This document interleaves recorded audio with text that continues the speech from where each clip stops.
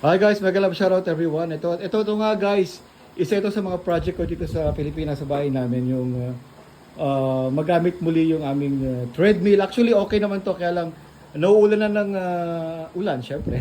Nauulan na dun sa aming lanay kaya medyo nagkaroon ng konting problema sa motor niya. Kaya to bago na yung motor kay Kuya Danny, si Kuya Danny nagpalit at yung kanyang anak. Ito na ayos na at ready to use na uli. So guys, Kuya Danny, baka gusto ko mag-invite ng mga gusto magpagawa ng mga treadmill o mga motorized na kasangkapan, guys. Sige Kuya, mag-invite ka. Sa lahat ng mga subscriber. Sa mga malapit sa Taguig, sa place nyo. Hindi, all around kami. Hindi, I mean, pag malapit sa Taguig, mas madali kayong ma-access, di ba? Sa mga may sirang treadmill dyan o lahat ng mga sporting items. Pwede kayong tawagan. Like Ita-type in ko na lang yung number nyo dun sa aking vlog.